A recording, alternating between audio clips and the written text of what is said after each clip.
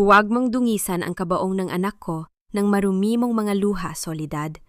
Ikaw ang pumatay sa kanya. Ang kahirapan mo at ang pagiging pabigat mo ang nagtulak sa kanya sa libingan. Ang mga salitang iyon ni Doña Jacinta ay parang mga mitsa ng dinamitang sumasabog sa loob ng malamig na punerarya. Tumama ang bawat kataga sa pandinig ni Soledad. Mas masakit pa kaysa sa malulutong na sampal na tinanggap niya kanina. Nakatayo siya sa gitna ng silid na amoy pormalin at kandila, habang ang kanyang buong katawan ay nanginginig sa pagod at lumbay. 1 oras pa lang ang nakalilipas nang matagpuan siya ng mga pulis sa madilim nilang kusina. Noon ay kasalukuyan niyang pinatapos ang pagbabalot ng huling piraso ng 200 lunch boxes na in order para sa isang malaking construction site. Basang-basa siya ng pawis, ang kanyang mga daliri ay namumula at may mga paltos pa dahil sa paghawak sa maiinit na kawali sa gitna ng magdamag na pagluluto. Ginagawa niya ang lahat ng iyon para lamang makatulong sa pagbabayad ng utang sa bangko na kinuha ni Demetrio para sa palulugi nitong negosyo. Sa bawat pagod, sa bawat hapdi ng kanyang mga kamay, ang tanging iniisip niya ay ang mukha ng asawa at ang munting buhay na nagsisimulang mabuo sa loob ng kanyang sinapupunan. Ngunit ang lahat ng pagsasakripisyo niyang iyon ay tila naging isang malupit na biro ng tadhana. Pagdating niya sa ospital, hindi lamang ang bangkay ng kanyang asawa ang sumalubong sa kanya. Doon, sa ibabaw ng puting tela, nakita niya si Demetrio na wala ng buhay. Katabi ang isang babaeng halos walang suot na damit, si Amara. Ang sakit ng katotohanan ay mas matalim pa kaysa sa anumang kutsilyong ginamit niya sa kusina. Ang asawang pinaglalaanan niya ng bawat patak ng kanyang pawis ay namatay sa bisig ng iba, sa loob ng isang mamahaling hotel na kailanman ay hindi niya kayang tungtungan. Dahan-dahang napatingin si Soledad sa kanyang sariling mga kamay. Ang mga daliri niyang nanging itim sa uling at amoy bawang ay sadyang napakalayo sa makinis at mapuputing kamay ni Amara na nakita niyang nakahawak pa rin sa braso ni Demetrio kanina. Ramdam ni Soledad ang panunuyo ng kanyang lalamunan. Ang bawat paghinga niya ay tila may kasamang bubog na sumusugat sa kanyang dibdib. Hindi siya makasigaw. Ang kanyang pighati ay isang malalim na balon na walang tunog, isang katahimikang mas nakakabingi kaysa sa anumang hagulhol. Tila tumigil ang pag-ikot ng mundo para kay Soledad. Ang mga pader ng punerarya ay tila unti-unting gumuguho sa kanyang paligid. Naririnig niya ang mga bulong ng mga kamag-anak ng asawa, ang mga matatalim na tingin na nagsasabing siya ang minalas sa pamilya Valderrama. Napahawak siya sa kanyang tiyan. Naramdaman ang isang kakaibang kirot na tila nagmumula sa kaibuturan ng kanyang pagkatao. Sa gitna ng kanyang pagkalunod sa sariling dusa, isang tanong ang paulit-ulit na umaalingaw-ngaw sa kanyang isipan. Isang katanungang walang kasagutan sa gabing ito ng pagtataksil. Hanggang kailan kailangang magbayad ng isang pusong? Wala namang ibang ginawa, kundi ang magmahal ng buong buo. Kung ang tanging isinusukli sa kanya ay ang saksak ng panlilinlang at ang rehas ng hindi makatarungang paninisi. Huwag kang hihinto hanggat hindi kumikinang ang bawat sulok ng bahay na ito. Ito na lang ang tanging paraan para mahugasan mo ang kasalanan mo sa aking anak.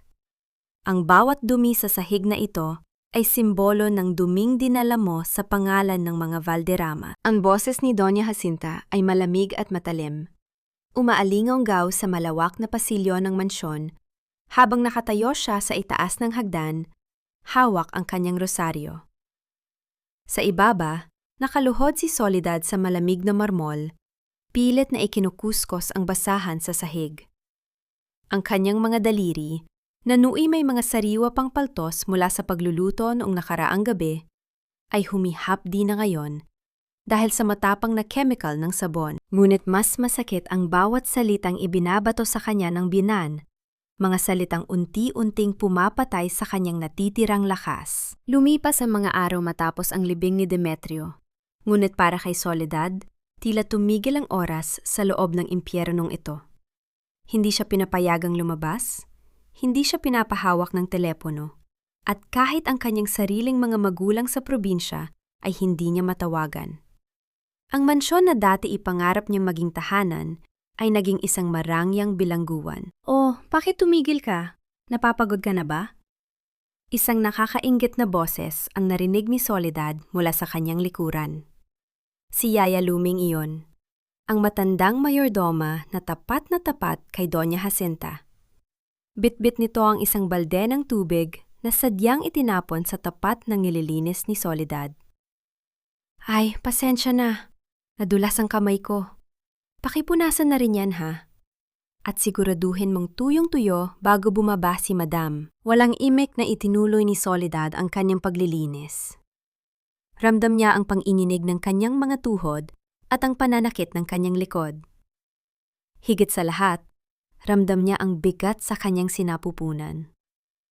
Natatakot siya para sa kanyang anak, ngunit ang bawat pagtatangka niyang humingi ng pahinga ay nauuwi lamang sa mas masakit na pang-iinsulto. Sinabihan siya ni Doña Jacinta na ang pagtatrabaho ng husto ang tanging paraan upang mabayaran ang utang na loob niya sa pamilya dahil sa pagguha sa kanya mula sa hirap. Sa bawat haplos ng basahan sa sahig, naalala ni Soledad ang mukha ni Demetrio. Hindi ang mukha ng asawang minahal niya, kundi ang mukha ng lalaking nakita niya sa ospital. Ang lalaking namatay sa piling ng iba. Ang sakit ay tila isang lason na dahan-dahang kumakalat sa kanyang mga ugat. Pakiramdam niya ay isa siyang anino sa sarili niyang buhay. Isang basahang itatapon na lang pagkatapos pakinabangan. Nang sumapit ang hating gabi, habang ang buong mansyon ay balot na ng katahimikan, pilit na bumangon si Soledad para uminom ng tubig. Ngunit habang dumadaan siya sa tapat ng silid-aklatan ni Demetrio, napansin niyang bahagyang nakabukas ang pinto. May mahinang liwanag na nagmumula sa loob. Dahan-dahan siyang sumilip, ang kanyang puso ay malakas na tumitibay sa kaba.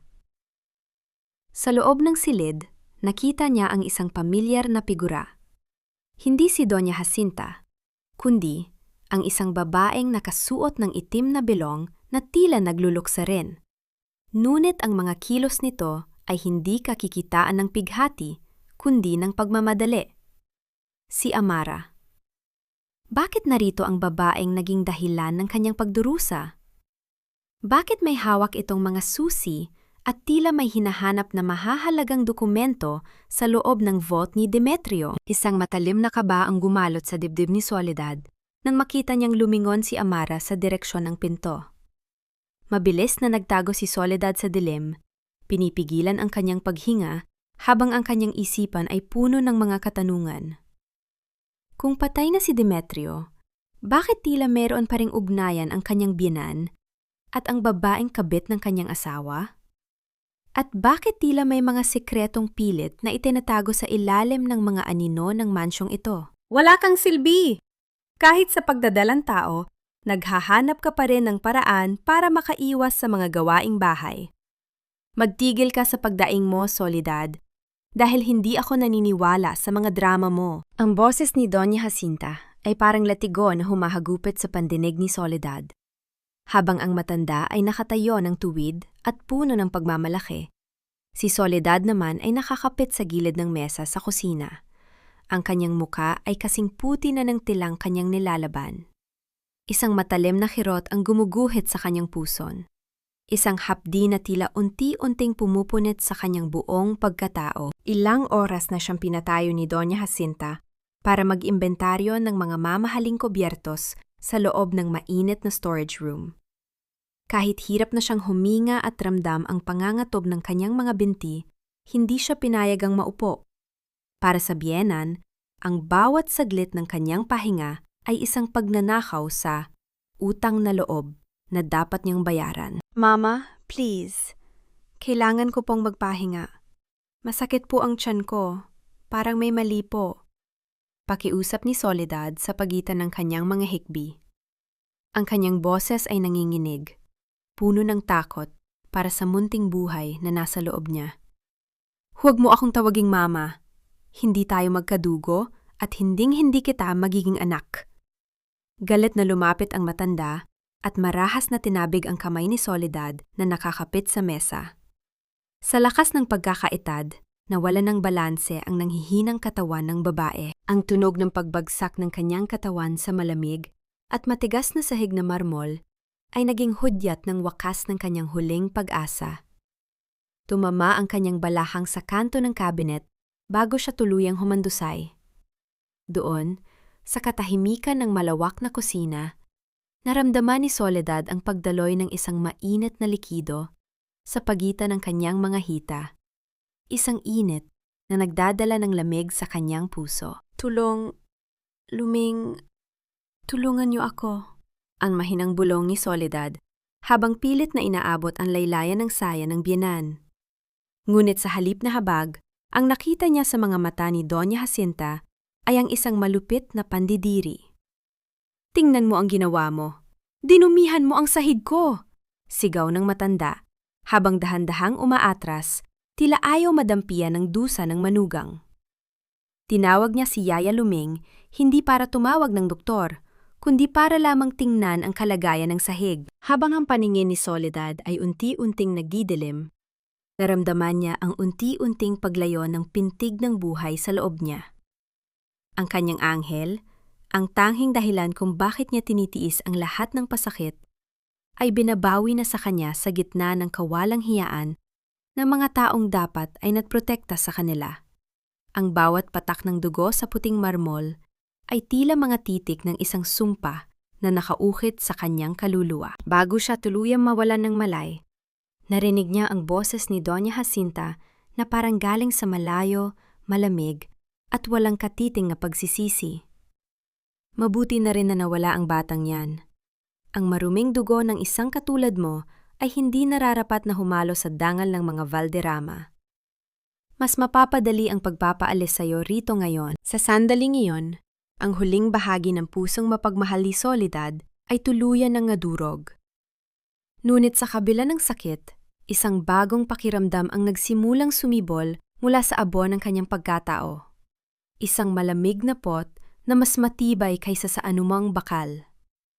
Paano magagawang tawaging katarungan ang pagkitil sa isang inosenteng buhay dahil lamang sa kapalaluan ng isang pangalan, at hanggang kailan mananatiling bingi ang langit sa panahoy ng isang inang inalisan ng lahat? Walang puwang ang mga gamit ng patay sa bahay na ito, Soledad. Linisin mo ang bawat sulok ng silid-aklatang yan at iligpit ang lahat ng kalat.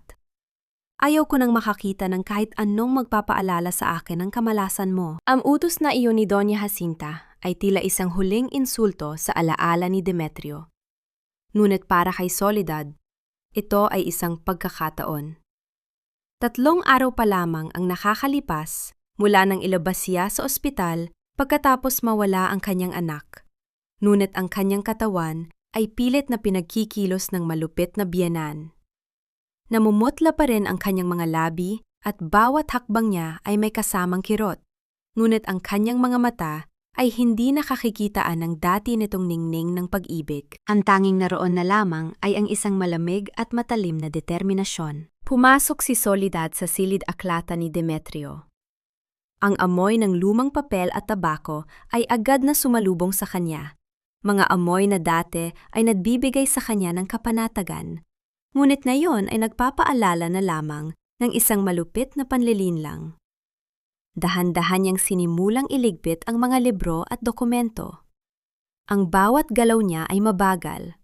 Tila bawat gamit na hinahawakan niya ay may dalang bigat ng nakaraan. Habang nililinis ang ilalim na bahagi ng malaking mesa, napansin ni Soledad ang isang bahagi ng kahoy na tila hindi pantay. Sa kuryosidad na nagmula sa kanyang hinala noong gabi bago siya mawala ng malay, dahan-dahan niyang kinapa ang ilalim nito. Isang mahinang tunog ng pag-atras ng kahoy ang narinig niya, at doon ay bumukas ang isang lihim na drawer. Nanyinig ang mga kamay ni Soledad habang kinukuha ang mga laman nito. Ang unang bumungad sa kanya ay isang asul na folder. Sa loob nito ay mga kopya ng bank transfers, mga halagang umaabot sa milyon-milyong piso. Ngunit ang nagpatigil sa kanyang paghinga ay ang petsa ng mga huling transaksyon. Ang pera ay inilipat sa isang offshore account 2 araw matapos ang opisyal na petsa ng pagkamatay ni Demetrio. Hindi ito maaari. Ang gulong ni Soledad sa gitna ng katahimikan. Ang kanyang puso ay nagsimulang tumibay ng napakabilis. Paanong makakapaglipat ng pera ang isang taong nakahiga na sa loob ng kabaong? Ang bawat titik at numero sa papel ay tila mga saksi sa isang krimen na mas malalim pa sa kanyang iniisip. Sa ilalim ng mga dokumento, may isa pang bagay na nakatago. Isang maliit na itim na pitaka. Nang buksan niya ito, isang pasaporte ang bumagsak sa kanyang kandungan. Dahan-dahan niya itong binuksan. Tumambad sa kanya ang mukha ni Demetrio. Ang parehong mga mata, ang parehong kurba ng ilong. Ngunit ang pangalang nakasulat sa ilalim ng litrato ay hindi Demetrio Valderrama. Ang nakasulat doon ay Damian Valeriano. Isang bagong pagkakakilanlan, isang bagong buhay, at isang pasaporte na may tatak ng pag-alis patungo sa ibang bansa 1 linggo matapos ang kanyang libing. Napaupo si Soledad sa sahig. Ang kanyang mga kamay ay mahigpit na nakakapit sa pasaporte hanggang sa mayukot na ang mga pahina nito. Ang bawat luha na pilit niyang pinigil kanina ay tuluyan ng natuyo. Ang pait ng katotohanan ay tila isang apoy na tumutupok sa kanyang huling pagkatao. Patay na ba talaga si Demetrio? O ang buong trahedyang ito ay isang dambuhalang palabas lamang kung saan siya ang ginawang bida ng paghihirap? Habang hawak ang katibayan ng panloloko, narinig ni Soledad ang yabag ni Yaya Lumeng na papalapit sa silid. Mabilis niyang itinago ang pasaporte at mga dokumento sa loob ng kanyang damit, malapit sa kanyang dibdib. Doon sa bahaging dati ay tinitibok ng pag-ibig.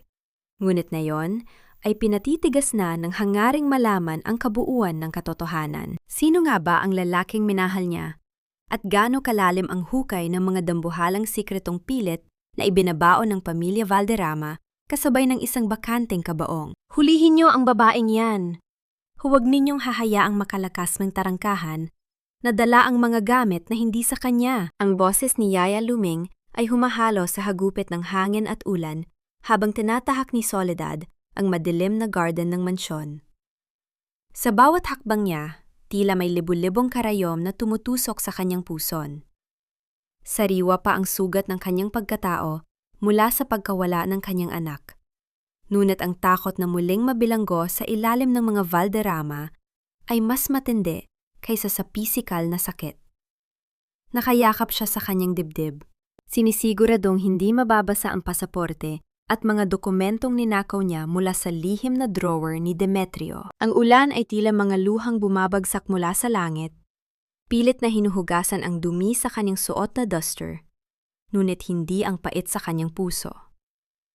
Nang marating niya ang dulo ng mataas na bakod, isang mabilis na liwanag mula sa sasakyan ang tumama sa kanyang mga mata. Nasilaw siya. Ang tunog ng pagpreno ng mga gulong sa basang semento ay naglika ng isang mahabang kaskas na pumunyet sa katahimikan ng gabi. Akala ni Soledad ay katapusan na niya. Akala niya ay ang mga tauhan ni Doña Jacinta ang sakay nito upang kaladkarin siya pabalik sa impyerno. Ngunit nang bumukas ang pinto ng sasakyan, isang lalaking matangkad ang lumabas. Hindi ito mukhang tauhan ng kanyang biyenan. Nakasuot ito ng itim na jacket at may mga matang puno ng talas, ngunit may bahid ng pag-aalala. "Miss, sumakay ka na, mabilis!" ang utos ng lalaki. Ang kanyang boses ay baritono, malalim, at may awtoridad na hindi mapagkakaila. Nag-aalangan si Soledad. "Sino ka? Ano kailangan mo sa akin?" Ang kanyang boses ay halos pabulong nga lamang dahil sa panginginig ng kanyang buong katawan. "I'm Nathan Cruz. Hindi ako kalaban. Alam ko ang ginagawa nila sa'yo sa loob ng bahay na yan. Kung gusto mong mabuhay at makuha ang hustisya para sa anak mo, sumama ka sa akin ngayon din." Sagot ng lalaki habang inaalala yan siyang makatayo mula sa pagkakasubsob sa putikan. Sa gitna ng desperasyon, pinili ni Soledad na magtiwala sa estranghero. Nang makapasok sa loob ng sasakyan, Ang init ng heater ay dahan-dahang gumising sa kanyang naninigas na mga kalamnan. Ibinigay sa kanya ni Nathan ang isang malinis na tuwalya. Ang bawat kilos ng lalaki ay maingat. Tila natatakot na baka mabasag ang isang babaeng. Tila yare sa marupok na kristal. Bakit mo ito ginagawa? Bakit mo ako tinutulungan? Tanong ni Soledad habang nakatingin sa labas ng bintana. Pinapanood ang unti-unting paglayo ng mansyong naging libingan ng kanyang mga pangarap. I've been watching the Valderramas for a long time, Soledad. Isa akong agent ng NBI. Inimbestigahan namin ang asawa mo dahil sa mga illegal technology transfers. Pero bigla siyang namatay bago namin siya mahuli. Seryosong paliwanag ni Nathan habang mahigpit ang hawak sa manibela. But I know he's not dead. At ikaw ang tanging susi para mahanap kung nasaan siya. Napahigpit ang hawak ni Soledad sa nakatagong pasaporte sa loob ng kanyang damit. Ramdam niya ang tibok ng puso ni Nathan sa katahimikan ng sasakyan. Isang tibok na hindi puno ng panlilinlang, kundi ng pangako ng proteksyon. Sa unang pagkakataon matapos ang mahabang panahon, naramdaman ni Soledad na hindi siya nag-iisa sa labang ito. Ngunit habang tumitingin siya sa madilim na kalsada, isang kaisipan ang gumulo sa kanya. Maari nga ba niyang ipagkatiwala ang kanyang buhay sa isang taong ang layunin ay gamitin siya upang mahuli ang lalaking dating niyang itinuring na mundo? O isa lamang itong bagong uri ng kulungan na may mas matamis na pangalan? Isang baso pa ng champagne, miss. At pakibilisan, hindi kami sanay maghintay. Ang boses na iyon ay tila isang kidlat na tumama sa gitna ng dibdib ni Soledad. Ang basong hawak niya sa ibabaw ng pilak na tray ay bahagyang kumatal. Lumikha ng isang mahinang tunog ng pag-uumpuga ng mga kristal na tanging siya lamang ang nakakarinig sa gitna ng maingay at marangyang ballroom ng isang hotel sa Makati. Dahan-dahan niyang iniangat ang kanyang paningin, pilit na pinatitigas ang kanyang mga tuhod na tila anumang oras ay bibigay na dahil sa pangiinig. Naroon siya, nakatayo sa ilalim ng dumbuhaling chandelier na naglalabas ng gintong liwanag, si Demetrio. Ngunit hindi ito ang Demetrio na kilala niya sa maliit nilang kusina. Ang lalaking nasa harap niya ay nakasuot ng isang mamahaling tuksido na sadyang itinoon sa kanyang matikas na pangangatawan. Ang kanyang buhok ay maayos na nakaayos, at ang kanyang mukha ay tila mas kuminang, mas makinis, na tila binura ng agham ang lahat ng bakas ng pagod at hirap na pinagdaanan nila noon. Sa tabi nito ay nakapulupot ang braso ni Amara, na nakasuot ng isang pulang gown na tila naghahamon sa lahat ng naroroon. Nagtatawanan sila, nakikipaghalubilo sa mga makapangyarihang tao, habang si Soledad, ang babaeng nagbuwis ng sariling dugo at pawis para sa lalaking ito, ay nakatayo sa kanilang harap bilang isang hamak na tagapagsilbi ng alak. Sadyang mapaglaro ang tadhana. Ilang gabi ang ginugol ni Soledad sa pag-iyak sa ibabaw ng isang walang lamang kabaong, habang ang lalaking inakala niyang pumanaw na ay narito pala, humihinga, tumatawa, at nilalasap ang bawat sandali ng karangyaan sa piling ng babaeng pumatay sa kanyang kaligayahan. Ang hapdi ng pagkakasira ng kanyang sinapupunan ay tila muling nagbalik, isang tuyot na sakit na humihingi ng katarungan. Miss, bingi ka ba? Sabi ko, champagne. Muling pagsungit ng lalaki na ngayon ay tinatawag ng Mr. Damian Valeriano. Tumingin ito ng diretso sa mga mata ni Soledad, ngunit walang kahit anong bakas ng pagkilala sa mga mata nito. Para sa kanya, si Soledad ay isa lamang bahagi ng background, isang hindi mahalagang anino na nagbibigay ng serbisyo. Mabilis na ibinaba ni Soledad ang kanyang tingin. Pilit na itinatago ang kanyang mukha sa likod ng kanyang buhok at ng suot na uniforme. Ramdam niya ang pag-akyat ng init sa kanyang mga pisingi. Hindi dahil sa hiya, kundi dahil sa nag-aapoy na pot na ngayon ay tuluyan ng lumamon sa kanyang takot. Ang bawat patak ng pawis niya noon ay tila naging lason na ngayon ay dahan-dahang dumadaloy sa kanyang puso. Naramdaman ni Soledad ang isang mahigpit na hawak sa kanyang balikat mula sa likuran. Si Nathan yon, na nakasuot din ng uniforme ng hotel bilang bahagi ng kanilang operasyon.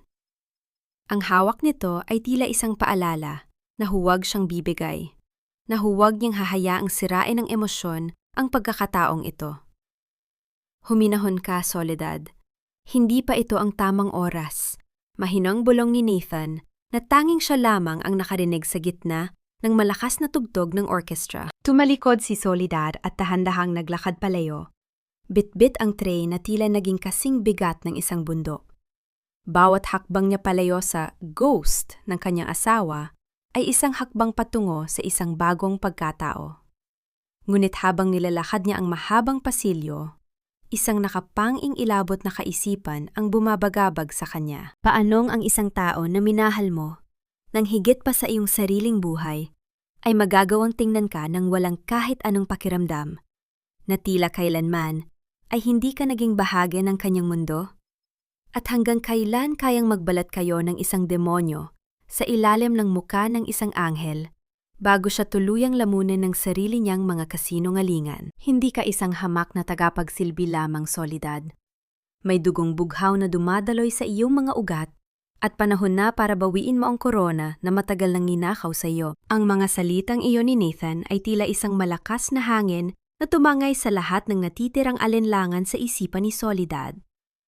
Nakaupo siya sa loob ng isang pribadong opisina sa headquarters ng NBI, habang sa harap niya ay nakalatag ang isang puting papel na may mga technical na resulta ng DNA test. Katabi nito ay ang isang lumang panyo na may burang maliit na rosas.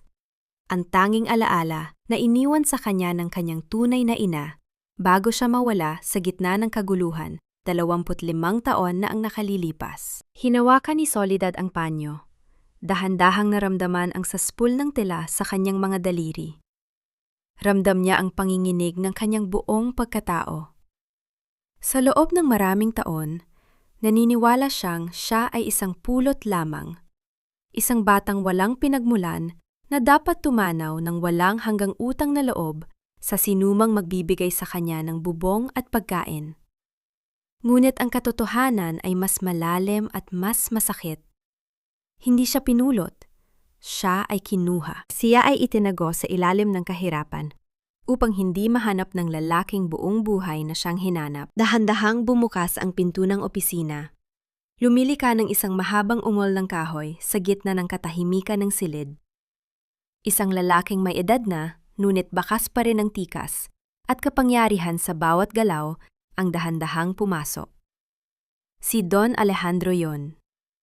Ang kanyang mga mata, na dati ay kilala sa pagiging matalas at walang takot sa mundo ng negosyo, ay ngayon ay puno ng mga luhang pilit na pinipigilan. Soledad, ang mahinang tawag na matanda.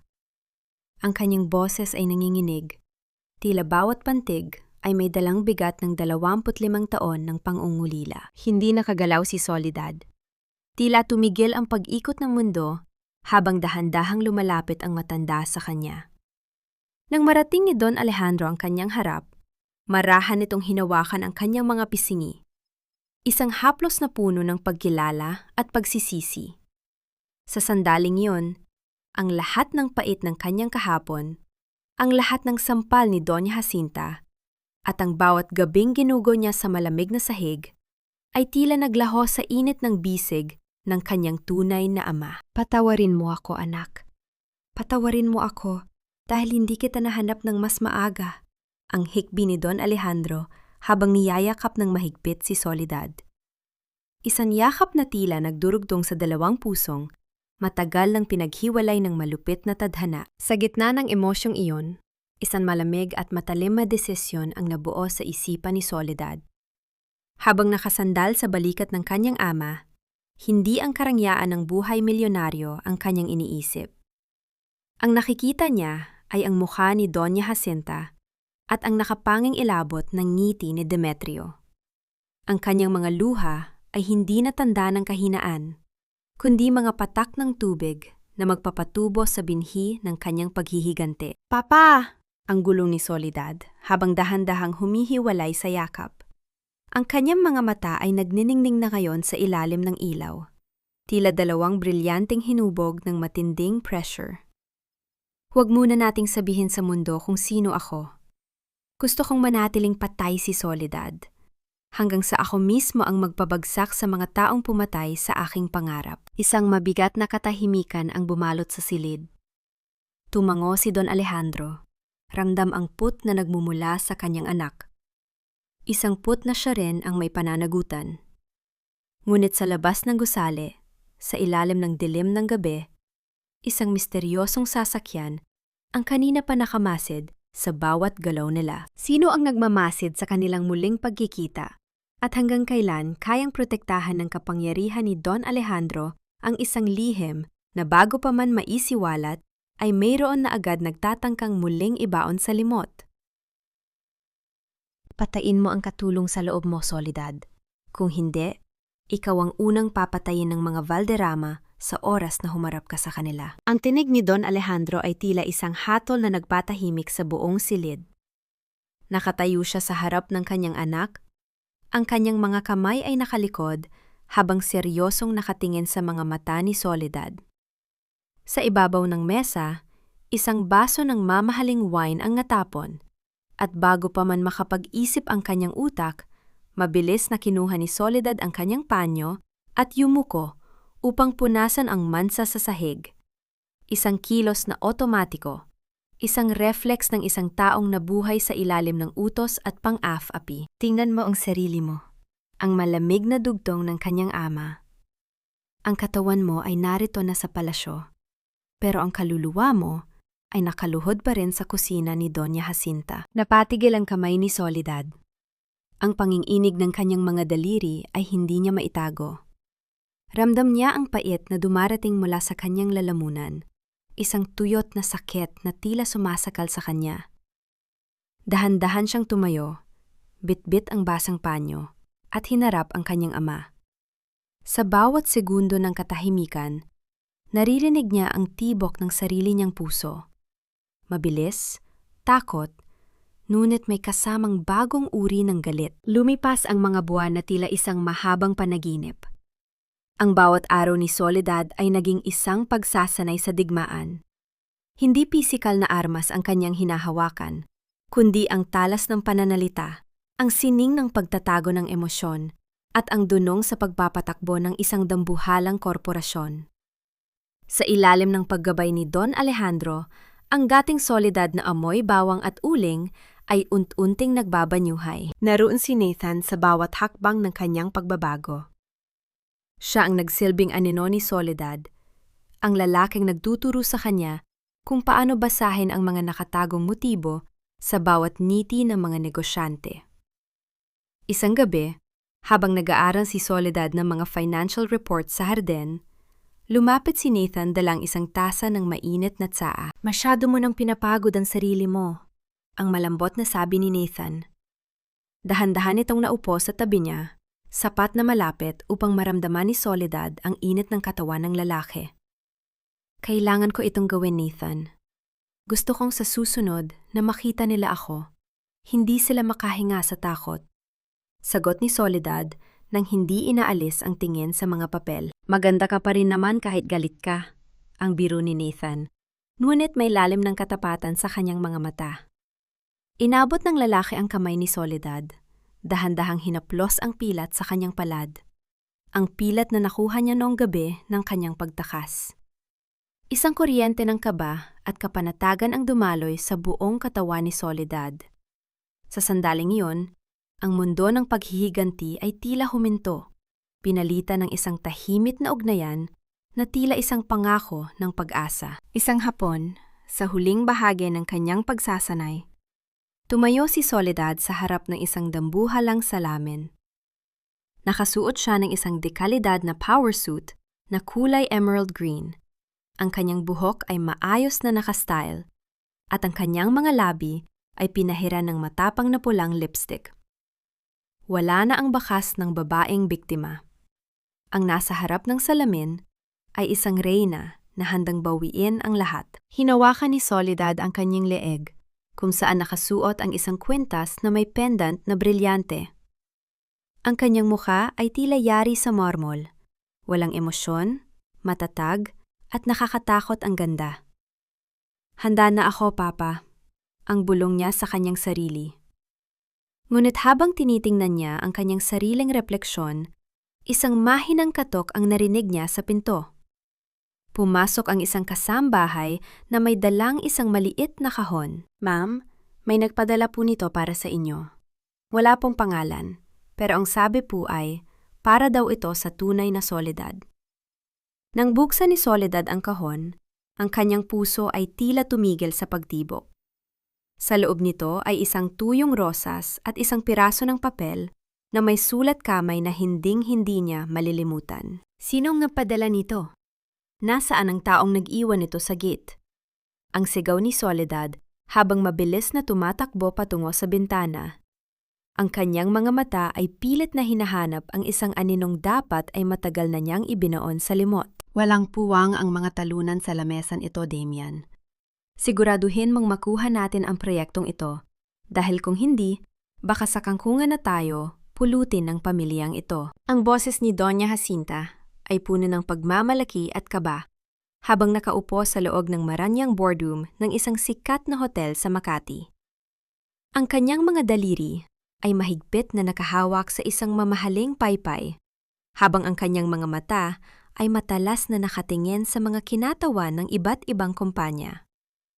Sa tabi niya, si Damian, ang dating Demetrio, ay mukhang kampante sa kanyang suot na designer suit, habang si Amara ay abala sa pag-aayos ng kanyang muka sa harap ng isang maliit na salamin. Tila huminto ang paghinga ng buong silid nang dahan-dahang bumukas ang dambuhalang pinto na yari sa madilim na kahoy. Isang tunog ng bawat hakbang ng sapatos na tumatama sa makintab na sahig ang umalingaw-ngaw. Tila isang ritual ng isang nakakatakot na presensya. Pumasok ang isang babaeng nakasuot ng emerald green na power suit. Ang bawat galaw niya ay puno ng grasya, ngunit may dalang bigat na tila isang reynang handang sumakop ng isang kaharian. Si Soledad yun. Ngunit hindi ang Soledad na kilala nila. Ang kanyang buhok ay nakastyle ng napaka-pormal at ang kanyang mga mata, ang mga matang dati ay puno ng luha at pagsusumamo, ay ngayon ay tila dalawang talim ng espada na nakatitig ng diretso sa kanyang mga kaaway. Hindi siya ngumingiti. Ang kanyang mukha ay isang perpektong maskara ng kapangyarihan at yaman. Good morning, everyone. Pasensya na kung medyo nahuli ako. Marami lang akong kailangang ayusin sa opisina ni Don Alejandro. Ang boses ni Soledad ay malamig, malinaw, at puno ng otoridad. Sa sandaling yon, ang baso ng tubig na hawak ni Doña Jacinta ay bahagyang kumatal, lumikha ng maliliit na alon sa loob nito bago tuluyang nadulas sa kanyang mga daliri. Ang tunog ng pagbagsak ng kristal sa sahig at ang pagwisik ng tubig sa mamahaling sapatos ng matanda ay tila isang hudyat ng simula ng isang giyera. Walang nakakibo. Ang katahimikan sa loob ng boardroom ay naging sapat na bigat upang maging mahirap ang bawat paghinga. Sino ka? Ang nanginginig na tanong ni Doña Jacinta habang ang kanyang mukha ay unt-unting nawawalan ng kulay. Tiningnan niya ang mukha ng babae sa kanyang harap. Ang kurba ng ilong, ang hugis ng mga labi. Lahat ay pamilyar, ngunit ang aura nito ay napakalayo sa hamak na katulong na kanyang inapi. I am the Executive Vice President of Alejandro Group. You can call me Ms. Soledad Alejandro. Sagot ni Soledad, habang dahan-dahang nauupo sa tapat mismo ng pamilya Valderrama. Isang matalim na ngiti ang sumilay sa kanyang mga labi. Isang ngiting hindi umaabot sa kanyang mga mata. And I am here to make sure that this project goes to the most deserving company. At hindi sa mga taong nabubuhay sa nakaw na danggal. Tiningnan ni Soledad si Damian ng diretso sa mga mata. Ramdam niya ang panginginig ng lalaking dating niyang itinuring na mundo. Nakita niya ang pagkalito at takot sa mga mata nito. Ang takot ng isang kriminal na nakaharap ang kanyang biktima na bumalik mula sa hukay. Miss Alejandro? Parang may kamukha ka. Ang singit ni Amara. Pilit na itinatago ang kaba sa pamamagitan ng isang plastik na ngiti. May kilala kaming isang katulong noon. Soledad din ang pangalan. Pero syempre, imposible namang ikaw yon, di ba? Hindi sumagot si Soledad. Sa halip, dahan-dahan niyang inilabas ang isang folder at inilapag ito sa lamesa. Isang mahabang buntong hininga ang pinakawalan niya bago muling magsalita. Ang kanyang boses ay tila isang malamig na haplos ng kamatayan. Ang nakaraan ay nakaraan na, Miss Amara. Pero ang katotohanan ay laging humahalap ng paraan para lumabas. Gaano mo man ito pilit na ibaon sa limot. Habang nagsisimula ang presentasyon, ramdam ni Soledad ang titig ni Doña Jacinta na tila sinusuri ang bawat hibla ng kanyang pagkatao. Alam niyang nagsisimula na ang laro.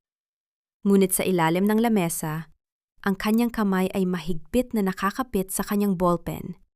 Ang kanyang mga kuko ay tila ibinabaon sa kanyang palad upang pigilan ang sarili na sumabog sa galit. Matatapos ang bidding na puno ng tensyon.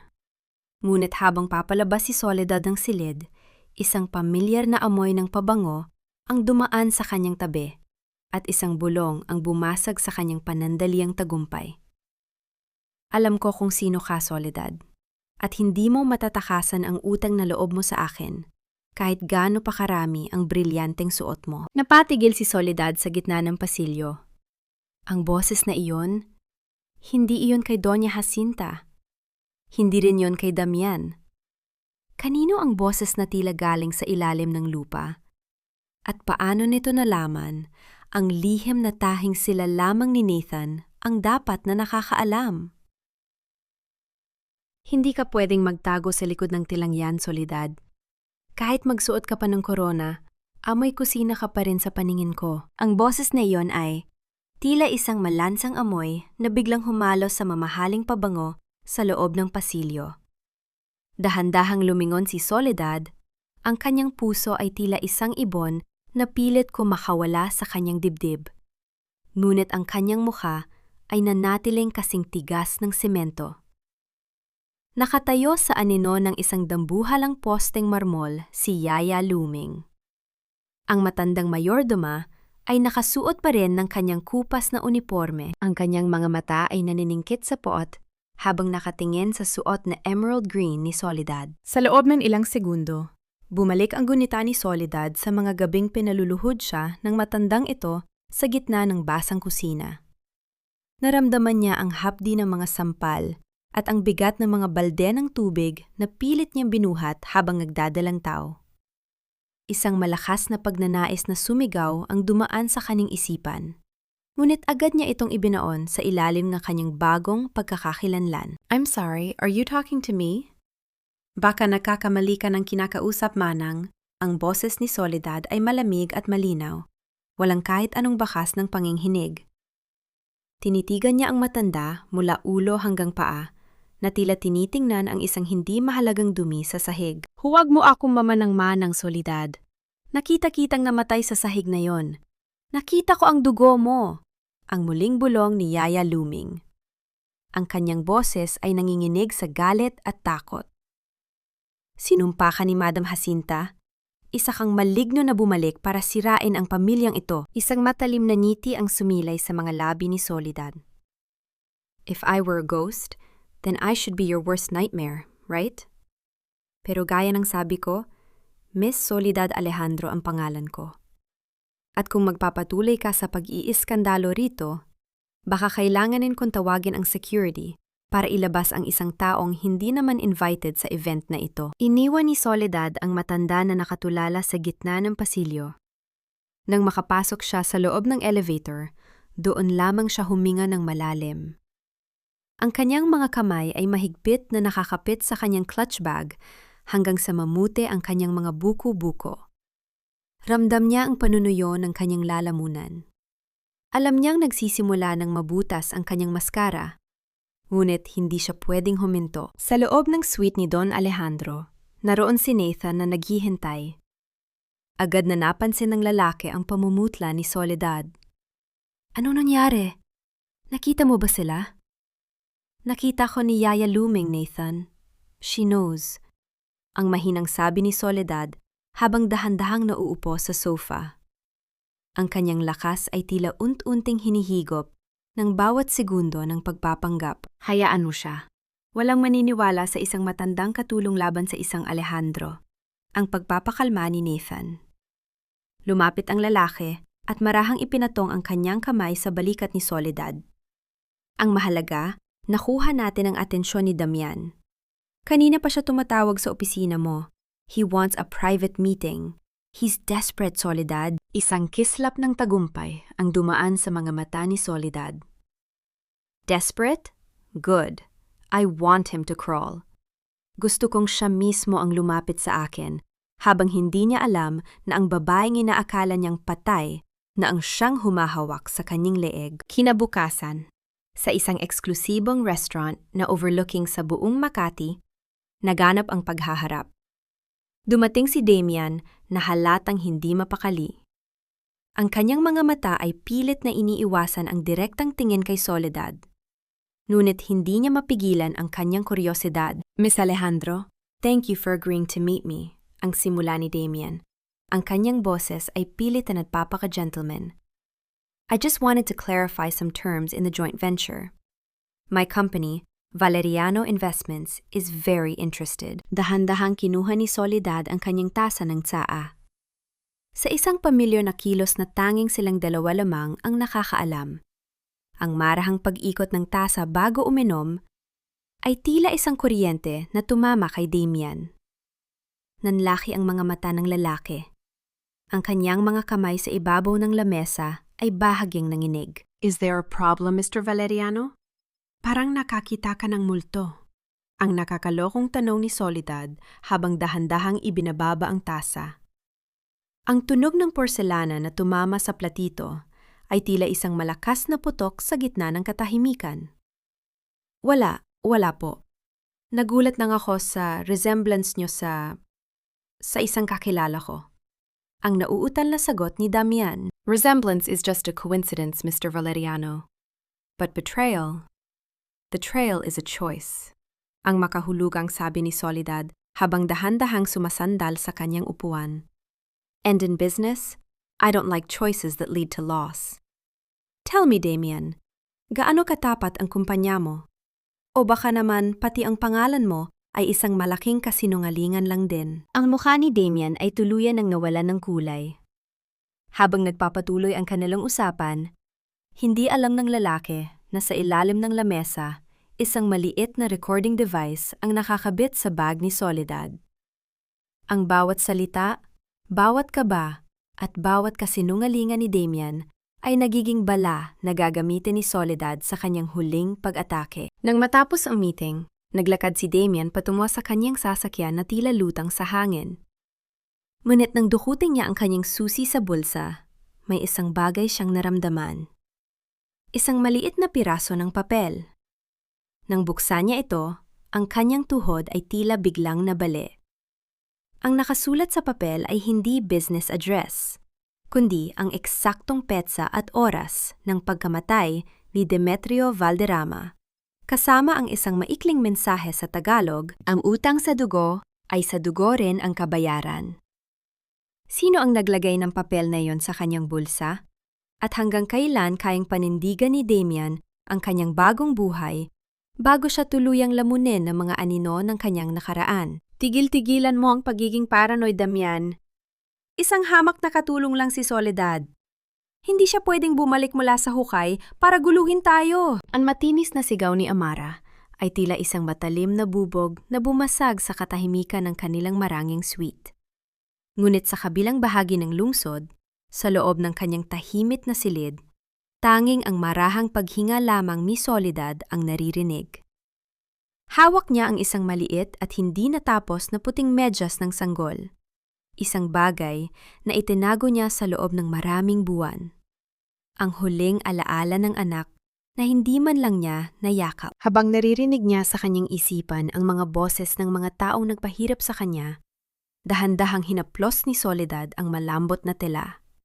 Ang bawat hibla nito ay nagpapaalala sa kanya ng mga gabing pilit siyang bumabangon kahit hilong-hilo upang ipaghanda ng masarap na hapunan ang asawang.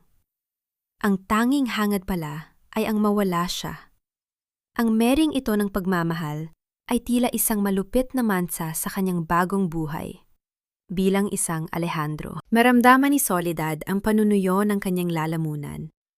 Ang kanyang mga daliri ay dahan-dahang nanginig, sapat na upang malaglag ang munting medyo sa sahig ang hindi niya namamalayan. Ang kanyang paningin ay nanatiling nakapako sa kawalan, habang ang bawat tibok ng kanyang puso ay tila isang mabigat na tambol na nagpapaalala sa kanya ng bawat sakit, bawat sipa, at bawat mura na natanggap niya sa ilalim ng bubong ng mga Valderrama. Tila nawalan ng init ang kanyang mga bisig. Ang paligid na dati ipuno ng liwanag ay unt-unting binalot ng mga anino ng nakaraan. Ramdam niya ang lamig na gumagapang mula sa kanyang mga paa patungo sa kanyang dibdib. Isang uri ng pamanhid na tila naglalayo sa kanya sa katotohanang siya na ngayon ay isang makapangyarihang babae. Sa sandaling iyon, hindi siya si Miss Alejandro. Siya ay ang sugatang si Soledad na naghahanap pa rin ng hustisya sa gitna ng kadiliman. Paano nga ba tuluyang mapapatahimik ang mga hiyaw ng kahapon kung ang bawat hakbang mo patungo sa bukas ay may kaladkad na tanikala ng pait at pagsisisi? Dahan-dahang binalik ni Soledad ang medyas sa loob ng isang lihim na kahon. Inayos niya ang kanyang sarili bago lumabas ng silid upang harapin si Nathan. Ang lalaking ito ang naging sandigan niya. Ang aninong nagbibigay sa kanya ng lakas kapag tila bibigay na ang kanyang tuhod. Handa na ang lahat, Soledad. Ang bungad ni Nathan habang nakatayo sa balkonahe. Tinitignan ang kalsada sa ibaba. Nagsisimula na silang mag-away. Si Amara ay hindi na mapakali at si Damian ay halos hindi na lumalabas ng bahay dahil sa takot. Isang tulak na lang at kusa na silang babagsak. Hindi sapat ang basta silang bumagsak, Nathan. Ang bose ni Soledad ay kasing lamig ng bakal. Gusto kong maramdaman nila ang pakiramdam ng mawalan ng lahat. Gusto kong bawat sentimo na ninakaw nila ay maging dahilan ng kanilang paghihirap. Kinabukasan, sa isang site visit para sa bagong proyekto, sinadya ni Soledad na dalhin sina Damian at Amara sa isang lumang bodega sa labas ng lungsod.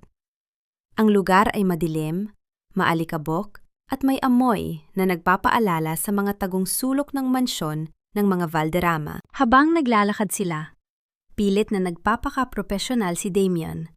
Ngunit ang bawat patak ng pawis sa kanyang noo ay nagpapakita ng kanyang nararamdamang kaba. Si Amara naman ay panay ang reklamo tungkol sa dumi. Hindi namamalayan na ang bawat hakbang niya ay dahan-dahang naglalapit sa kanya sa isang bitag na matagal nang inihanda ni Soledad. Ang proyektong ito ay tungkol sa pundasyon, Mr. Valeriano, ang sabi ni Soledad habang nakatingin sa isang sirang dingding. Gaya ng isang pamilya, kapag ang pundasyon ay yari sa kasinungalingan, kahit gaano pa ito kaganda sa labas, darating ang araw, naguguho ito sa isang kumpas lang ng tadhana.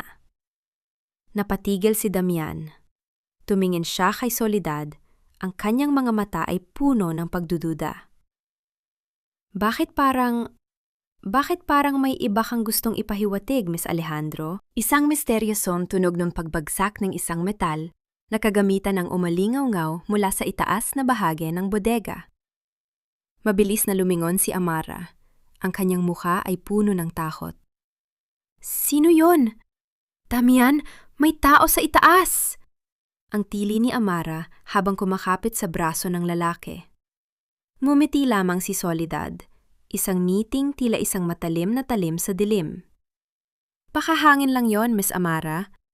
O baka naman ang mga anino ng nakaraan na hindi nyo kayang takasan. Nang papalabas na sila ng bodega, isang tawag ang natanggap ni Damian.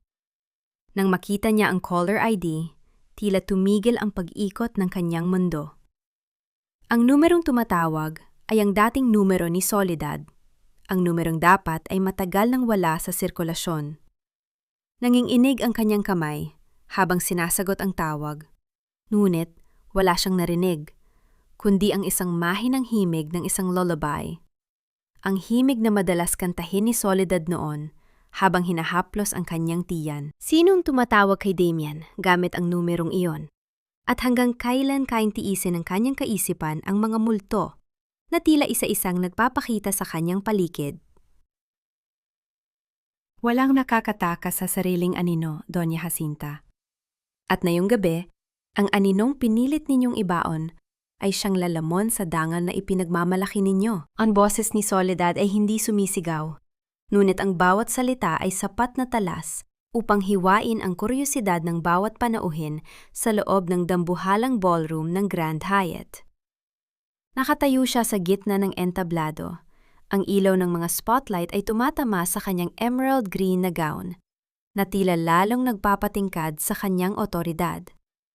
Sa harap niya, ang mga Valderrama ay tila mga estatwang bato, putla, nanginginig, at hindi makapagsalita. Ito ang gabing pinakahihintay ng buong lipunan sa Makati. Isang selebrasyon ng anibersaryo ng Valderrama clan kung saan binalak ni Doña Jacinta na i-anunsyo ang kanilang grand partnership sa Alejandro Group upang iligtas ang kumpanya nila mula sa bangkarota.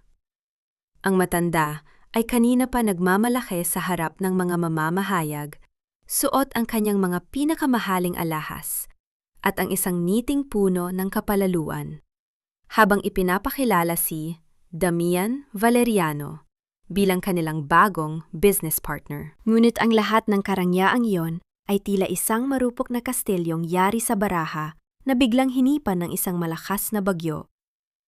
Dahan-dahang itinaas ni Soledad ang kanyang kamay, senyas, upang magbago ang imahe sa dambuhalang projector screen sa likuran niya. Ang orihinal na video ng kanilang proyektong pangteknolohiya ay biglang napalitan. Ang mga panauhin ay nagkaroon ng kolektibong buntong hininga ng gulat. Sa screen, malinaw na nakita ang footage mula sa isang CCTV ng hotel. Ang petsa ay ang gabi kung kailan opisyal na idineklarang patay si Demetrio Valderrama. Doon, buhay na buhay ang lalaki. Naglalakad palabas ng hotel kasama si Amara, habang sa kabilang bahagi ng screen ay ipinapakita ang larawan ng isang walang lamang kabaong na ibinaon sa ilalim ng lupa. Ano ito? Soledad, anong kalokohan ito? Ang sigaw ni Doña Jacinta, ang kanyang boses ay nanginginig sa matinding hiya. Ramdam niya ang mga bulungan ng kanyang mga kauri. Ang mga matatalim na tingin ng mga kaibigang dati ay hinahangaan siya. Ang kanyang mukha na dati ay puno ng makeup ay tila biglang tumanda ng 10 taon. Ito ang katotohanan, Doña Jacinta. Ang katotohanang pinatay ninyo ang isang inosenteng sanggol dahil sa inyong kasakiman. Ang katotohanang ang anak ninyong si Demetrio ay isang traidor na mas piniling magpanggap na patay kaysa harapin ang kanyang responsibilidad.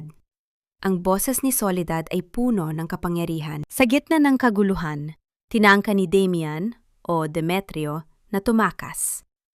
Mabilis siyang kumilos patungo sa likurang bahagi ng ballroom. Ngunit ang mga dambuhalang pinto ay bumukas ng may malakas na puwersa. Hindi mga waiter ang pumasok, kundi mga operatiba ng NBI sa pamumuno ni Nathan Cruz. Ang tunog ng mabilis na mga yabag ng sapatos sa sahig ay tila isang martsa ng katarungan. Demetrio Valderrama, you are under arrest for economic espionage, money laundering, and faking your own death to evade the law. Ang malakas na pahayag ni Nathan habang mabilis na nilalapitan ang lalaki. Napaatras si Demetrio. Ang kanyang mga mata ay puno ng desperasyon. Tumingin siya kay Soledad. Naghahanap ng kahit katiting na habag na dati ay lagi niyang nakikita sa mga mata nito. Ngunit ang tanging nakita niya ay ang isang malamig na pader ng put. Soledad, please. Mahal kita. Ginawa ko lang ito para sa atin. Ang huling pagtatangka ni Demetrio ng panlilinlang. Isang tuyot na tawa ang pinakawala ni Soledad. Mahal? Pinatay mo ang anak natin, Demetrio. Ipinagpalit mo ang buhay ko sa isang bagong pangalan. Ngayon, harapin mo ang dilim na ikaw rin ang gumawa. Habang pilit na kinakaladkad palabas si Demetrio at Amara na nagsisigaw sa takot, napansin ni Soledad si Doña Jacinta na dahan-dahang napaupo sa sahig. Ang kanyang mga brilyante ay tila wala ng halaga habang pinapanood ang pagguho ng kanyang imperyo. Ang dangal na iningatan niya ng higit pa sa buhay ay tuluyan ng nadumisan sa harap ng buong mundo. Naramdaman ni Soledad ang isang kamay na humawak sa kanyang siko. Si Nathan iyon. Tapos na, Soledad. Nakuha na natin sila. Tumingala si Soledad sa mga ilaw ng ballroom. Ang bigat sa kanyang dibdib na dinala niya sa loob ng mahabang panahon ay tila biglang gumaan. Ngunit hindi ito ang kagalakang inaakala niya. Ito ay isang uri ng katahimikang matapos ang isang madugong labanan. Ngunit habang tinitingnan niya ang papalayong anino ng kanyang asawa, naramdaman ni Soledad ang isang kakaibang kirot sa kanyang puso. Hindi ito dahil sa pagmamahal, kundi dahil sa isang huling mensahe na ibinulong ni Demetrio bago ito tuluyang mailabas ng silid. Hindi ka pa nananalo, Soledad. Hindi mo alam ang totoong dahilan kung bakit kailangan kong mamatay. Ano ang huling sikretong baon ni Demetrio? At sapat na nga ba ang pagkakakulong ng mga Valderrama upang tuluyang mahugasan ang mga sugat ng kahapon? Akala mo ba ay natapos na ang lahat dahil lang sa nakasuot ka na ng mga posas sa aking mga kamay, Soledad? Hindi mo pa rin ba naiintindihan? Hindi ako ang totoong kalaban dito. Tanungin mo ang iyong ama kung anong klaseng kasunduan ang ginawa niya noon na naging mitya ng lahat ng ito. Ang boses ni Demetrio ay nanginginig, hindi dahil sa takot, kundi dahil sa isang uri ng baliw na katuwaan habang nakaupo siya sa loob ng madilim na visitor's room ng kulungan. Ang kanyang suot na kulay kahel na uniforme ay sadyang napakalayo sa marangyang tuxedo na suot niya kagabi. Sa kabila ng makapal na salamin na naghihiwalay sa kanila, ramdam ni Soledad ang lason sa bawat hininga ng lalaking dati niyang pinagkatiwalaan ng kanyang buhay. Nakatayo si Soledad ng matuwid. Ang kanyang mga kamay ay nakatikom sa gilid ng kanyang mamahalin at itim na silk dress. Ang bawat salita ni Demetrio ay tila mga palasong may lason na pilit tumatago sa kanyang balute. Ramdam niya ang panunuyo ng kanyang lalamunan at ang malamig na hangin mula sa aircon ng silid ay tila nagpapatigas sa kanyang mga kalamnan. Hindi niya magawang kumurap. Ang imahe ng lalaking ito, na ngayon ay mukhang lantang gulay, ngunit may matatalim pa ring salita, ay tila isang masamang panaginip na ayaw siyang tantanan. Huwag mong gamitin ang aking ama para iligtas ang sarili mo, Demetrio. Ang boses ni Soledad ay malamig, walang kahit anong emosyon, gaya ng isang dalampasigan matapos ang isang malakas na bagyo. Ang tanging katotohanan dito ay ang kasakiman mo. Ninakawan mo ako ng dangal, ninakawan mo ako ng asawa, at higit sa lahat, pinatay mo ang anak ko. Sa pagbanggit ng salitang anak, tila may isang dambuhalang kamay na pumiga sa puso ni Soledad. Naramdaman niya ang pang-inginig ng kanyang mga tuhod, ang bawat himaymay ng kanyang pagkatao ay sumisigaw sa hapdi. Ang alaala ng malamig na sahig ng kusina at ang pagdaloy ng kanyang dugo ay tila isang pelikulang muling naglalaro sa kanyang isipan. Ang katarungang nakamit niya sa labas ay tila walang silbi sa harap ng isang bakanting duyan na kailanman ay hindi na magkakaroon ng laman. Isang nakapangingilabot na tawa ang pinakawala ni Demetrio. Ang tunog ng kanyang paghalahak ay umalingaw-ngaw sa apat na sulok ng silid, tila isang mapanuyang musika. Anak, akala mo ba ay aksidente lang ang lahat? Tanungin mo si Doña Jacinta kung bakit kailangang mawala ang batang iyon. Tanungin mo siya kung anong lihim ang itinatago ng pamilya Valderrama tungkol sa iyong pagkatao na ayaw naming malaman ng iyong ama. Hindi na hinintay ni Soledad na matapos ang lalaki. Mabilis siyang tumayo. Ang tunog ng kanyang sapatos na tumama sa simento ay tila isang tuldok sa usapang puno ng kasinungalingan. Lumabas siya ng silid nang hindi lumingon, ngunit ang bawat hakbang niya ay tila may dalang mabigat na tanikala. Sa labas ng kulungan, naroon si Nathan, nakasandal sa kanyang sasakyan habang tinitignan ang papalubog na araw. Nang makita niya si Soledad, agad na nabura ang seryosong ekspresyon sa kanyang mukha at napalitan ng isang malambot na pag-aalala. Lumapit siya at dahan-dahang hinawakan ang malamig na kamay ng babae. Soledad, anong nangyari sa loob? Anong sinabi niya? Mahinang tanong ni Nathan. Gusto niyang sirain ang huling kapayapaan ko, Nathan. Ang bulong ni Soledad habang isinasandal ang kanyang ulo sa balikat ng lalaki. Ramdam niya ang init ng katawan ni Nathan, ang bango ng kanyang jacket na amoy ulan at kaligtasan. Sabi niya, hindi pa tapos ang lahat. Sabi niya ay may alam si Doña Jacinta. Isang matalim na desisyon ang nabuo sa isipan ni Soledad. Bago siya tuluyang magsimula ng bagong buhay, kailangan niyang harapin ang huling haligi ng kanyang bangumot. Nagpunta si Soledad sa isang pampublikong ospital, kung saan dinala si Doña Jacinta matapos itong atakihin sa puso dahil sa kahihiyang inabot sa gala. Wala na ang mga brilyante ng matanda. Wala na ang mga tagapagsilbing yumuyuko sa bawat utos niya. Ang tanghing naroon ay agtunog ng makina na tumutulong sa kanyang paghinga at ang amoy ng luma at maruming ospital na dati ay kinasusuklaman niya. Nakatayo si Soledad sa paanan ng kama. Ang matanda ay dahan-dahang nagmulat ng mata. Sa sandaling makita niya ang kanyang dating manugang, ang takot ay agad na gumapang sa kanyang kulubot na mukha. Soledad? Ang nauutal na tawag ng matanda. Sabihin mo sa akin ang lahat, Doña Jacinta. Ang boses ni Soledad ay parang isang hatol ng kamatayan. Sabihin mo sa akin ang totoo, bago ka tuluyang harapin ng Diyos. Bakit kailangan mamatay ng anak ko? Anong alam niyo tungkol sa aking ama bago niyo pa ako kinuha sa kalsada? Ang katahimikan sa loob ng ICU ay tila isang dambuhalang timbang na bumagsak sa kanilang dalawa. Habang ang matanda ay pilit na humihinga, isang patak ng luha ang dumaloy sa kanyang pisingi. Hindi luha ng pagsisisi, kundi luha ng isang taong alam na wala na siyang takas.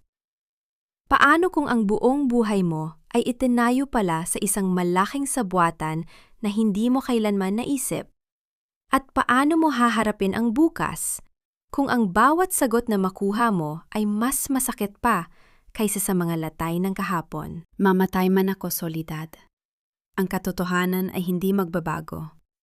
Ikaw ang naging mitsa ng pagkawasak namin. Pero ang tatay mo ang unang nagtanim ng put na ito. Ang boses ni Doña Jacinta ay parang isang tuyot na dahon na kinakalo sa semento. Mahirap intindihin, puno ng paghihirap, at tila bawat salita ay huling hininga na niya. Ang kanyang mga kamay na dati ay puno ng ginto at diamante, ay ngayon ay nangangalikig, nakakapit sa gilid ng puting kumot ng ospital. Ang amoy ng gamot at ang tunog ng mahinang pag-agos ng hangin mula sa tangke ng oxygen ay tila isang malungkot na musika sa silid na iyon ng huling hantungan. Nakatayo si Soledad sa tabi ng kama. Ang kanyang anino ay mahaba at madilim sa ilalim ng malamig na ilaw ng ICU. Ramdam niya ang kanunuyo ng kanyang lalamunan. Ang bawat salita ng matanda ay tila isang matalim na aspil na itinutusok sa kanyang mga alaala. Anong ibig mong sabihin? Ang mahinang tanong ni Soledad. Ang kanyang boses ay nanginginig, hindi dahil sa takot, kundi dahil sa bigat ng emosyong pilit niyang sinusupil. Bakit niyo ako kinuha? Bakit niyo hinayaang maging katulong ang sarili ninyong manugang kung alam niyo kung sino ang ama ko? Isang mapait na ngiti ang sumilay sa nanging itim na labi ni Doña Jacinta. Dahil ang ama mo ang dahilan kung bakit naghirap ang pamilya Valderrama noong una. Kinuha ka namin, hindi dahil sa awa, kundi dahil ikaw ang aming alas. Ikaw ang insurance namin para hindi kami tuluyang lamunin ng kapangyarihan ni Don Alejandro. Naramdaman ni Soledad ang pag-ikot ng kanyang palikid. Ang bawat piraso ng kanyang buhay ay tila isang malaking puzzle na ngayon lamang nabubuo. Ngunit ang larawng lumalabas ay mas nakapanging ilabot kaysa sa kanyang inaasahan. Ibig sabihin, ang bawat sampal, bawat mura at bawat gabing pinaluhod siya sa kusina ay bahagi ng isang masamang plano upang gantihan ang kanyang ama sa pamamagitan niya. At ang anak ko? Ang bulong ni Soledad, habang ang mga luha ay nagsisimulang gumuhit sa kanyang mga pisingi. Bakit niyo hinayaang mawala ang anak ko? Dahan-dahang pumikit si Doña Jacinta. Ang kanyang paghinga ay unting bumabagal. Dahil ang dugo ni Alejandro ay hindi kailanman dapat humalo sa pangalan ng mga Valderrama. mas mabuti nang mawala ang bata kaysa maging tagapagmana ng isang kaaway. Ang tunog ng mahabang paghinto ng makina na nagbabantay sa tibok ng puso ay umalingaungaw sa buong silid. Hudyat na ang matanda ay tuluyan ng pumanaw, dala ang lahat ng kanyang kasamaan at lihim. Naiwang nakatayo si Soledad sa gitna ng katahimikan. Ramdam niya ang isang dambuhalang puwang sa kanyang dibdib. Ang katarungang hinahangad niya ay nakamit na niya. Ngunit bakit ang pakiramdam ay tila isa itong panibagong sugat? Ang pot na nagpatakbo sa kanya sa loob ng maraming buwan ay tila unti-unting naglalaho. Pinalitan ng isang pagod na kasing bigat ng daigdig. Dahan-dahan siyang lumabas ng silid. Sa hallway, naroon si Nathan, naghihintay. Nang makita ng lalaki ang mukha ni Soledad, hindi na ito nagtanong. Lumapit si Nathan at binalot siya ng isang mahigpit na yakap. Isang yakap na puno ng pangunawa at kapayapaan. Tapos na, Soledad. Wala na ang mga aninong humahabol sa'yo. Ang mahinang bulong ni Nathan habang hinahaplos ang buhok ng babae. Isinandig ni Soledad ang kanyang ulo sa dibdib ni Nathan. Ramdam niya ang malakas at tapat na tibok ng puso ng lalaki. Sa unang pagkakataon, hindi na niya kailangang maging isang reyna o isang biktima. Maaari na siyang maging si Soledad, isang babaeng malaya, isang babaeng may pagkakataong muling mabuhay mula sa abo ng kanyang nakaraan. Habang naglalakad sila palabas ng ospital patungo sa sumisikat na araw, naramdaman ni Soledad ang init ng liwanag sa kanyang mukha. Ang kalsada ay puno ng mga taong nagsisimula ng kanilang araw, mga tunog ng lungsod na muling nabubuhay. Ngunit habang papasok sila sa sasakyan, isang pamilya na kotse ang huminto sa tapat nila. Bumaba si Don Alejandro. Ang kanyang mukha ay puno ng pag-aalala at pagsisisi. Tumingin ito kay Soledad, tila humihingi ng tawad sa lahat ng lihim na hindi niya nasabi. Anak, may kailangan kang malaman tungkol sa lihim na sinabi ni Jacinta, ang panimula ng kanyang ama. Napatigil si Soledad. Tumingin siya kay Nathan, at pagkatapos ay sa kanyang ama. Ang kanyang desisyon ay malinaw na sa kanyang isipan. Hindi na mahalaga, Papa, ang mahinahong sagot ni Soledad. Ano man ang naging kasunduan niyo noon, tapos na yon. Ang mahalaga ay ang bukas na gagawin ko para sa sarili ko. Ayoko nang mabuhay sa anino ng inyong mga kasalanan. Sumakay si Soledad sa sasakyan kasama si Nathan. Iniwan ang lahat ng pait at dusa sa likuran. Ang bawat pag-ikot ng gulong ay tila isang pahina ng libro na dahan-dahang isinasara upang bigyang daan ang isang bagong kabanata na puno ng pag-asa at tunay na pag-ibig. Ang bawat dapit hapon ay hindi natanda ng paparating na dilim para kay Soledad, kundi isang pangako ng panibagong bukang liwayway. Nakatayo siya sa malawak na beranda ng bahay kanlungan, isang institusyong itinayo niya para sa mga kababaihang biktima ng karahasan at pang-aapi. Ang simoy ng hangin sa labas ng lungsod ay amoy sariwang damo at bulaklak, malayo sa malansang amoy ng formalin at luma at maruming kusina na minsang naging mundo niya. Pinanood ni Soledad ang isang batang ina sa harden na masayang nilalaro ang kanyang anak. Ang tunog ng hagikik ng bata ay tila isang matamis na musika na humuhugas sa huling bakas ng pait sa kanyang puso. Kahit kailan ay hindi na maibabalik ang kanyang sariling anghel. Ngunit sa bawat batang na ililigtas ng kanyang pundasyon, nararamdaman niya ang isang uri ng kapayapaang hindi kayang bilhin ng anumang brilyante. Masyadong malalim ang iniisip mo. Ang isang malambot at pamilyar na boses mula sa kanyang likuran. Hindi na kailangan lumingon ni Soledad para malaman kung sino ito. Naramdaman niya ang init ng presensya ni Nathan habang tumatabi ito sa kanya. Ang dahan-dahang pagdampi ng kamay ng lalaki sa kanyang balikat ay tila isang angkla na nagpapanatili sa kanya sa kasalukuyan. Sa loob ng 2 taon, si Nathan ang naging tahimik niyang sandigan. Ang lalaking nagturo sa kanya na ang pag-ibig ay hindi dapat kailanman nagiging isang tanikala. Iniisip ko lang kung gaano kalayo na ang narating natin, Nathan. Ang mahinahong sagot ni Soledad habang isinasandal ang kanyang ulo sa balikat nito. Ramdam niya ang magaspang, ngunit mainit na tela ng jacket ng lalaki. Dati, akala ko ang katarungan ay ang makita silang nagdurusa. Pero ngayon, napagtanto ko na ang tunay na katarungan ay ang mabuhay ako ng malaya at maligaya, malayo sa kanilang mga anino. Si Demetrio at Tamara ay nananatiling nasa likod ng mga rehas.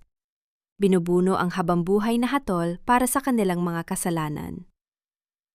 Si Doña Jacinta naman ay pumanaw na dala ang kanyang mga lihim.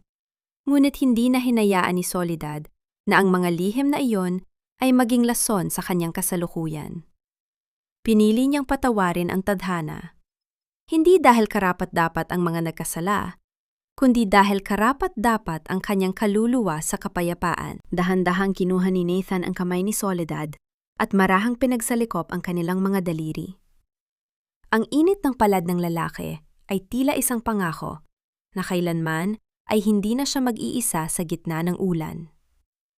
Karapat-dapat ka sa lahat ng ligaya sa mundo, Soledad, ang bulong ni Nathan bago marahang idampi ang kanyang mga labi sa noo ng babae. Tumingala si Soledad sa langit na ngayon ay puno na ng mga bituin. Ang bawat kislap ng liwanag sa itaas ay tila mga mata ng kanyang anak na nakamasid at nakangiti sa kanya. Sa wakas, ang kwento ni Soledad ay hindi na tungkol sa isang biktima ng mga Valderrama, kundi tungkol sa isang babaeng nahanap ang kanyang sariling tinig at halaga sa gitna ng kawalan. Ang tunay na dangal ng isang babae ay hindi nasusukat sa apelyidong kanyang dala o sa yaman ng pamilyang kanyang pinasukan. Ito ay nakaukit sa kanyang kakayahang bumangon mula sa pinakamalalim na hukay, sa kanyang tapang na manindigan para sa katotohanan at sa kanyang pusong marunong pa ring magmahal sa kabila ng lahat ng sugat. Huminga ng malalim si Soledad, nilalasap ang bawat segundo ng katahimikan. Tapos na ang giyera, tapos na ang pagpapanggap. Sa piling ni Nathan at sa loob ng bagong buhay na kanyang itinayo, natagpuan na ni Soledad ang kanyang tunay na tahanan. Isang tahanang puno ng pag-asa, katarungan at wagas na pag-ibig. Walang hiya kayo! Alejandro, Corazon, paano ninyo nagawang babuyin ang pangalan ng pamilyang ito sa harap ng buong mundo? Ang hiyaw ni Doña Imelda ay tila isang basag na kristal na sumugat sa nakabibing-ing katahimikan ng Suite 808. Ang bawat salita niya ay punong-puno ng pait, habang ang kanyang mga kamay na dati ay laging maayos at mapagmataas, ay nanginghinig na ngayon sa tinde ng kahihiyan. Ang sunod-sunod na pagsabog ng liwanag mula sa mga kamera ng media ay tila mga latigo ng kidlat na walang awang bumubugbog sa natitirang danggal ng mga Valderrama. Sa gitna ng silid, si Don Alejandro ay tila naging isang estatwa ng dumi at kasalanan. Ang kanyang awtoridad na dati ay tila hindi matitinag, ay naglaho na parang usok. Sa tabi niya, si Corazon ay pilit na nagtatago sa likod ng mga unan. Ang kanyang mga mata ay puno ng takot, habang ang kanyang gintong bag, ang bag na naglalaman ng tracker ni Soledad, ay nakatihaya sa sahig, tila isang saksi na tumatawa sa kanyang pagbagsak. Ngunit ang mas matinding baulok ay hindi nagmumula sa mga reporter, kundi sa mga mata ni Leandro. Ang kanyang muka ay unti-unting nagbago mula sa pagkagulat patungo sa isang malagim na realisasyon. Tiningnan niya ang kanyang ama, pagkatapos ay kay Corazon, ang babaeng akala niya ay sa kanya lang. Ang bawat haplos, bawat pangako, at bawat lihim na gabi na ibinigay niya sa babaeng iyon ay tila naging mga uod na kinakain ang kanyang puso ng buhay. Papa? Siya? Si Corazon din? Ang boses ni Leandro ay tila isang mahinang kalos na nagmumula sa ilalim ng lupa. Ang kanyang mga kamay ay mahigpit na nakakuyom, hanggang sa ang mga tahinang barong na gawa ni Soledad ay tila handa ng mapunit. Ang sakit ng pagkakanulo ng asawa ay wala sa kalingkingan ng sakit na malaman na ang sarili mong ama ang kaagaw mo sa iisang kama. Sa gitna ng kaguluhang ito, dahan-dahang lumabas si Soledad mula sa anino ng pintuan. Ang kanyang paglakad ay kasing banayad ng hangin, ngunit kasing bigat ng katarungan. Wala siyang suot na mamahaling hiyas, ngunit ang kanyang mukha ay nagniningning sa isang uri ng kapayapaan na hindi mabibili ng pera. Ang bawat hakbang niya sa ibabaw ng carpet ay tila isang pagtapos sa isang mahabang panahon ng pagkaalipin. Ang burda ng kasinungalingan, Leandro, ay laging may dulo. At ang dulo niyon ay ang pagkakataong ito, kung saan ang lahat ng dumi na itinago ninyo sa ilalim ng magagarang damit ay tuluyan ng umalingasaw.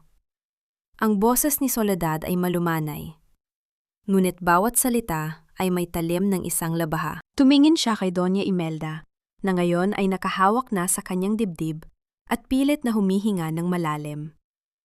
Ang baulok ng katotohanan ay tila naging isang atake sa puso para sa matandang reyna. Ang hiya na laging ibinabato nito kay Soledad ay bumalik na ngayon sa kanya nang makasampung ulit ang tindi. Heto ang mga dokumento, Don Alejandro, Leandro, sabi ni Soledad habang inilalabas ang isang makapal na folder. Hindi lang ang kataksilan ninyo kay Corazon ang narito. Kasama na rin dito ang lahat ng resibo ng mga alahas na binili ninyo gamit ang pondo ng kumpanya. Ang pagnanakaw ninyo sa sarili ninyong mga investors ay nakatala rito nang malinaw pa sa sikat ng araw. Naramdaman ni Soledad ang isang malalim na ginhawa sa kanyang dibdib. Ang bawat patak ng luha na ibinuhos niya sa bodega, ang bawat gabing puyat siya sa pananahi, at ang bawat panlalait na tinanggap niya ay tila nabayaran na sa sandaling ito. Pumirma kayo sa divorce papers at sa transfer of shares? O hahayaan kong ang mga pulis na naghihintay sa labas ang magtuloy ng usapang ito? Ang huling hirit ni Soledad.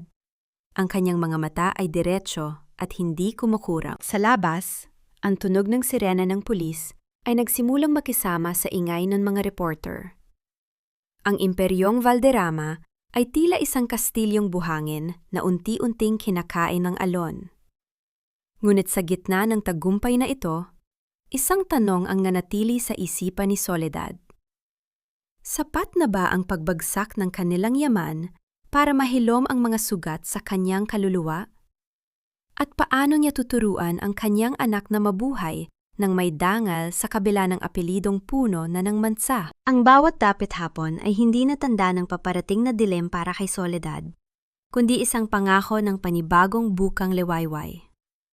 Nakapayo siya sa malawak na beranda ng bahay kanlungan, isang institusyong itinayo niya para sa mga kababaihang biktima ng karahasan at pang-aapi. Ang simoy ng hangin sa labas ng lungsod ay amoy sariwang damo at bulaklak. Malaso sa malansang amoy ng pormalin at luma at maruming kusina na minsang naging mundo niya. Pinanood ni Soledad ang isang batang ina sa harden na masayang nilalaro ang kanyang anak. Ang tunog ng hagihik ng bata ay tila isang matamis na musika na humuhugas sa huling bakas ng pait sa kanyang puso. Kahit kailan ay hindi na maibabalik ang kanyang sariling anghel. Ngunit sa bawat batang naililigtas ng kanyang pundasyon, nararamdaman niya ang isang uri ng kapayapaang hindi kayang bilhin ng anumang brilyante. Masyadong malalim ang iniisip mo. Ang isang malambot at pamilyar na boses mula sa kanyang likuran. Hindi na kailangang lumingon ni Soledad para malaman kung sino ito. Naramdaman niya ang init ng presensya ni Nathan habang tumatabi ito sa kanya. Ang dahan-dahang pagdampi ng kamay ng lalaki sa kanyang balikat ay tila isang angkla na nagpapanatili sa kanya sa kasalukuyan. Sa loob ng 2 taon, si Nathan ang naging tahimik niyang sandigan. Ang lalaking nagturo sa kanya na ang pag-ibig ay hindi dapat kailanman nagiging isang tanikala. Iniisip ko lang kung gaano kalayo na ang narating natin, Nathan. Ang mahinahong sagot ni Soledad habang isinasandal ang kanyang ulo sa balikat nito. Ramdam niya ang magaspang, ngunit mainit na tela ng jacket ng lalaki. Dati, akala ko ang katarungan ay ang makita silang nagdurusa. Pero ngayon, napagtanto ko na ang tunay na katarungan ay ang mabuhay ako ng malaya at maligaya, malayo sa kanilang mga anino. Si Demetrio at Amara ay nananatiling nasa likod ng mga rehas. Binubuno ang habambuhay na hatol para sa kanilang mga kasalanan. Si Doña Jacinta naman ay pumanaw na dala ang kanyang mga lihim. Ngunit hindi na hinayaan ni Soledad na ang mga lihim na iyon ay maging lason sa kanyang kasalukuyan. Pinili niyang patawarin ang tadhana. Hindi dahil karapat-dapat ang mga nagkasala, kundi dahil karapat-dapat ang kanyang kaluluwa sa kapayapaan. Dahan-dahang kinuha ni Nathan ang kamay ni Soledad at marahang pinagsalikop ang kanilang mga daliri. Ang init ng palad ng lalaki ay tila isang pangako na kailanman ay hindi na siya mag-iisa sa gitna ng ulan. Karapat-dapat ka sa lahat ng ligaya sa mundo, Soledad, ang bulong ni Nathan bago marahang idampi ang kanyang mga labi sa noo ng babae. Tumingala si Soledad sa langit na ngayon ay puno na ng mga bituin. Ang bawat kislap ng liwanag sa itaas ay tila mga mata ng kanyang anak na nakamasid at nakangiti sa kanya. Sa wakas, ang kwento ni Soledad ay hindi na tungkol sa isang biktima ng mga Valderrama, kundi tungkol sa isang babaeng nahanap ang kanyang sariling tinig at halaga sa gitna ng kawalan. Ang tunay na dangal ng isang babae ay hindi nasusukat sa apelyidong kanyang dala o sa yaman ng pamilyang kanyang pinasukan. Ito ay nakaukit sa kanyang kakayahang bumangon mula sa pinakamalalim na hukay, sa kanyang tapang na manindigan para sa katotohanan at sa kanyang pusong marunong pa ring magmahal sa kabila ng lahat ng sugat. Huminga ng malalim si Soledad, nilalasap ang bawat segundo ng katahimikan. Tapos na ang giyera. Tapos na ang pagpapanggap. Sa piling ni Nathan at sa loob ng bagong buhay na kanyang itinayo, natagpuan na ni Soledad ang kanyang tunay na tahanan. Isang tahanang puno ng pag-asa, katarungan, at wagas na pag-ibig. Habang dahan-dahang naglalaho ang huling sinag ng araw sa abot-tanaw ng bahay kanlungan, ramdam natin ang katahimikang matagal na ipinagkaig kay Soledad. Isang katahimikang hindi na bunga ng takot, kundi ng tunay na kalayaan at pag-ibig na walang pag-aalinlangan. Mga mahal kong tagapakinig, mula sa kaibuturan ng aking puso, maraming salamat sa paglalakad kasama ko sa bawat kabanata ng buhay ni Soledad. Habang hinuhubog ko ang bawat bahagi ng kwentong ito, hindi ko mapigilang mapahinto at lumuha.